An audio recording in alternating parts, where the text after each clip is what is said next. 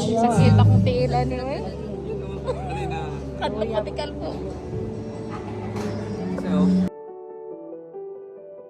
Kasi ang bana ba magtanaw sa marriage contract o sa may imong gitanaw diha kasi mo tanaw expiry date ba no wala expiry date ang kaminyoon no package deal na ang batasan nga wala pa ninyo makita karon sugod sa inyong pag-uyab hangtod karon pag nagkauban na mo makita na dyan ang tinuod nga Julius ug tinuod nga Giselle.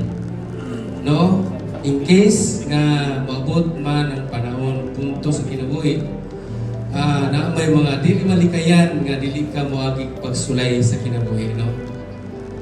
Di mo ta exempted talanta ani nga mo agi sa mga trials sa kinabuhi.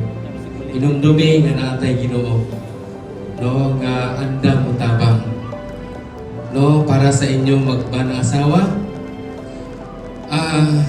unahan lang jud verse na ako'y hatag sa inyo pinaka key sa akong pagpangalagad sa Ginoo mga blessing panalangin giunan ako pagpangita ang ginharian sa Ginoo.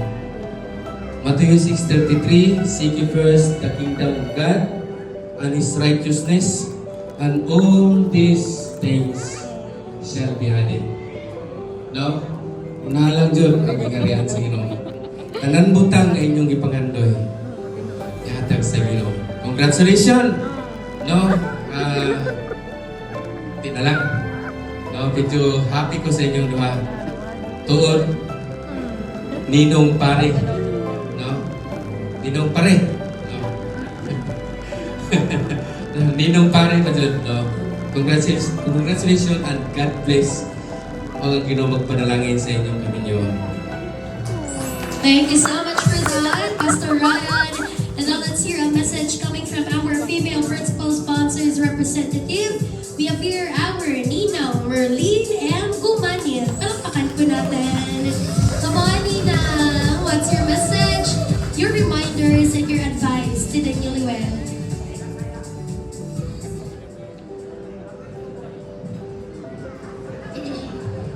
Okay, maayong hapon sa tanan. Napapa mo diha?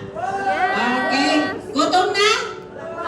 Ilhan ko mo, balingbing mo sa ako, Okay? Dako-dakong pasalamat unang-una sa atong buhay nga Dios. Siya gyud nag-plaster nga sa event karon labo sa tanan sa panahon nga iyang gihatag nining adlaw, no? Salamat kayo sa mga kaparintihan, mga kahigalaan, mga pastors nga naakaron dire. Salamat jud kaayo sa inyong pagpakigduyog akong mga friend, mga kumari o mga kumpare. No, actually si Giselle is pag-umangkon nako. Igsuon ko sa ihang papa, magulang nako tong nagsiarway dire. No, so dili gyud na ikaila nga si Giselle bura na gyud ni nako pug anak kay sa gagmay pa sila naagyod na ibilinan sa iyahang dadig mami sa balay, no?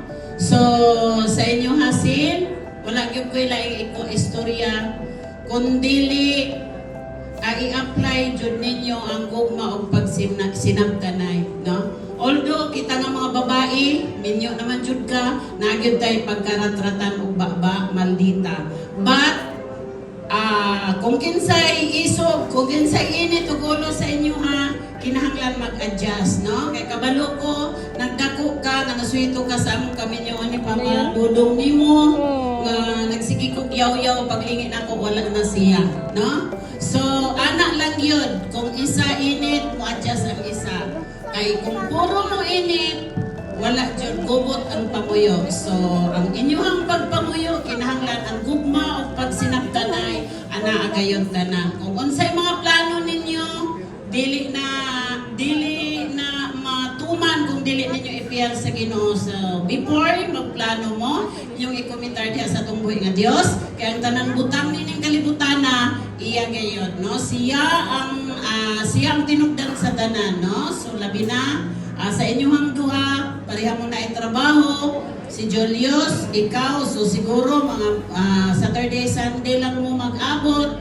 So kinahanglan, ang pamilya na agyoy time. Dili puro trabaho ha. Ayaw nang sige mo trabaho. O nya, dili na gani mo kabalo mag-date. Mag-date pa man kaming papadudong ni mo nga nangapo nami. Yes, tinuod na. Mag-date yun ming duha. Bisan na nga po nami. Muna ang kinahanglan na, ura kami mga trabaho, magsigiramig yung bungad sa balay, tinanaway.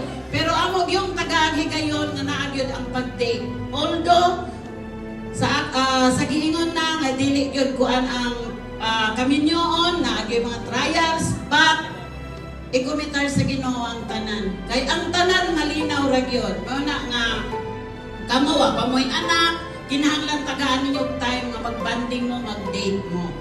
So, happy ko.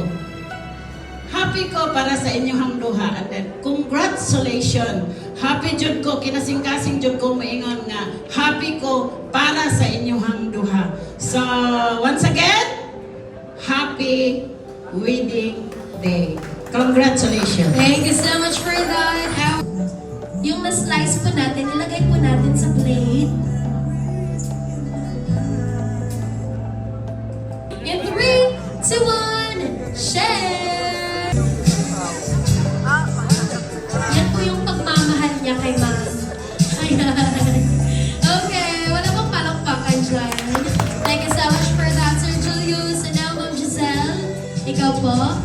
It's your time to respond. Sa apilo ng platong bungit. Grabe na